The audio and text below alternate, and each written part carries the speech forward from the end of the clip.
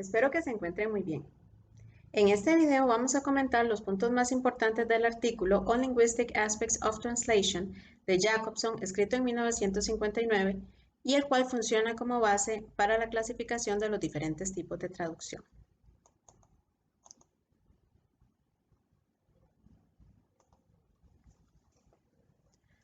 Jacobson reconoce las palabras como hechos semióticos.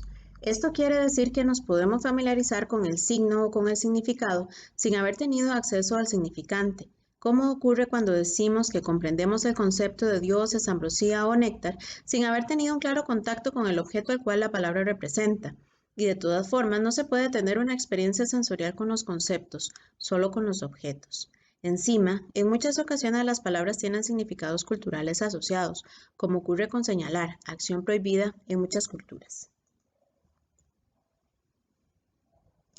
Jacobson precisa tres formas específicas de traducción. En primer lugar está la traducción intralingüística o parafraseo, que ocurre cuando se interpreta un signo empleando otros signos de la misma lengua. Este tipo de traducción la podemos ver, por ejemplo, cuando leemos en el Quijote una nota explicativa que nos indica que rocín significa caballo de trabajo. Para esto se pueden emplear sinónimos, ejemplos y circunloquios. En este punto, Jacobson nos recuerda que la sinonimia total no existe, por lo que una palabra solo puede interpretarse en relación con la totalidad del mensaje. Esto lo ejemplifica con la palabra célibe en la afirmación todo célibe es soltero, pero no todo soltero es célibe, lo cual evidencia que no siempre el mismo signo lingüístico codifica las mismas características.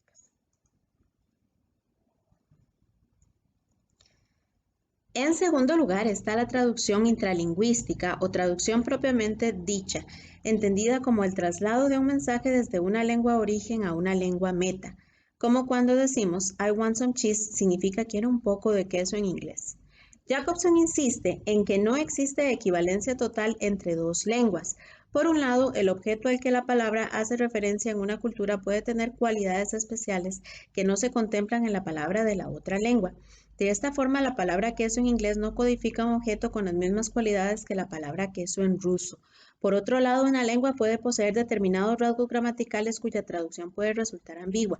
Por ejemplo, una oración como ella tiene hermanos representa un desafío para la traducción al ruso, pues esta lengua tiene número dual, de tal forma que el traductor tendría que especificar si son dos o más hermanos o escribir una oración como ella tiene dos o más hermanos, en donde la decisión de cuántos hermanos son recaiga en el lector. Según el lingüista antropológico Boas, la gramática determina cuáles son los aspectos de la experiencia que se deben codificar lingüísticamente, de forma que en la traducción siempre habrá pérdida o cambio de información.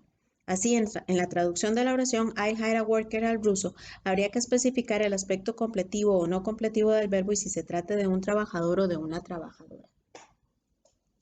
Jacobson también señala que el género al que pertenece una palabra en un lenguaje dado acarrea implicaciones metafóricas y culturales para los hablantes. Así, un estudio hecho en Rusia reveló que los rusos personifican los lunes, martes y jueves como masculinos y los miércoles, viernes y sábados como femeninos porque así los codifica la gramática. De la misma manera, una superstición extendida entre los rusos es que si se cae un cuchillo vendrá un invitado masculino, porque cuchillo es masculino en ruso, y si se cae un tenedor vendrá una mujer porque tenedor pertenece al género femenino en esa lengua. Estas relaciones tienen implicaciones importantes en la traducción porque generan expectativas en los lectores y a veces estructuran historias.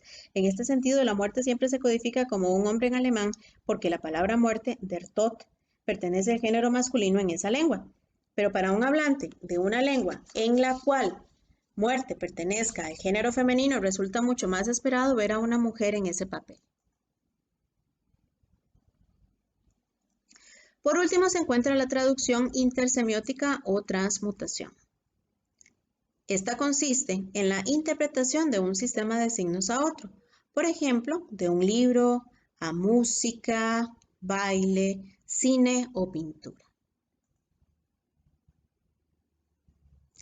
Para fortalecer el punto central de su escrito, que es que la equivalencia total en traducción es imposible, el traductor recapitula la expresión italiana traduttore traditore, pues si ésta se traduce al inglés, the translator is a betrayer, pierde todo su valor rítmico y paronomástico.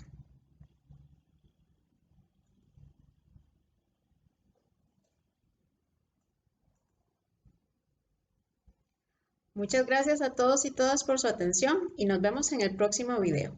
Hasta luego.